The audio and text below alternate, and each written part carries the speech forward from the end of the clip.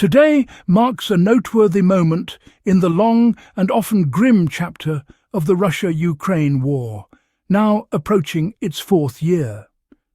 Amid intense diplomatic maneuvering and ongoing conflict on the battlefield, representatives of Ukraine, Russia and the United States met earlier this week in Abu Dhabi, United Arab Emirates, for the second round of US-brokered peace talks aimed at breaking the long stalemate and reducing the immense human toll of the war. The most significant outcome of these discussions has been a mutual exchange of prisoners of war, a humanitarian step that, while limited in scale compared to the broader conflict, offers a rare glimmer of cooperation between the adversaries. Delegations from the three countries agreed to the swap, which saw 314 prisoners of war exchanged at the border between Ukraine and its neighbour. This exchange represents the most substantial prisoner swap in several months, and is the first such exchange in nearly 5 months after the process appeared to stall. Both sides, Ukraine and Russia, released an equal number of detainees, with 157 prisoners returned to each country under the agreed terms of the deal. For Ukraine, this moment holds deep emotional and practical significance. President Volodymyr Zelensky highlighted the return of soldiers and civilians who had been held in Russian custody, including some who had been confined for years since the early stages of the full-scale invasion that began in February 2022. The release of these individuals has brought relief to families and communities that had waited anxiously for news of their loved ones.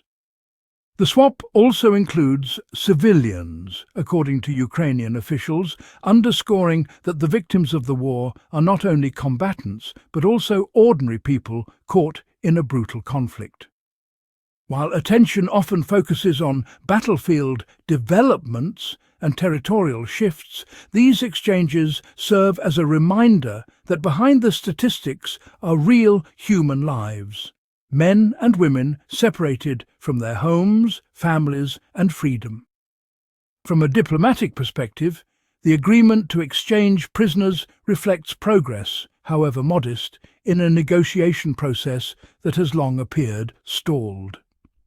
The talks were described as detailed and productive, reinforcing the idea that sustained and structured engagement can yield tangible outcomes even when a full ceasefire remains out of reach. Both Ukrainian and Russian negotiators acknowledged the importance of keeping diplomatic channels open. Zelensky emphasized that the prisoner swap should be seen as a building block rather than an endpoint in the broader effort to achieve peace. Russia's delegation echoed that dialogue has advanced, but acknowledged that deep divisions remain unresolved. Major obstacles continue to stand in the way of a comprehensive settlement. Moscow maintains demands for significant territorial and political concessions, particularly regarding Ukraine's eastern regions, including Donetsk and Luhansk, as well as other strategically important areas. Ukraine has firmly rejected any proposals that would compromise its territorial integrity, leaving negotiations deadlocked on fundamental political questions. Meanwhile, the reality of war has not paused alongside these diplomatic efforts. Despite talks in Abu Dhabi, fighting continues on the ground. Ukraine has reported ongoing Russian drone and missile strikes targeting civilian infrastructure and urban centres. These attacks have damaged energy systems, caused civilian casualties, and worsened humanitarian conditions, especially during the winter months. The prisoner exchange also fits into a broader historical context.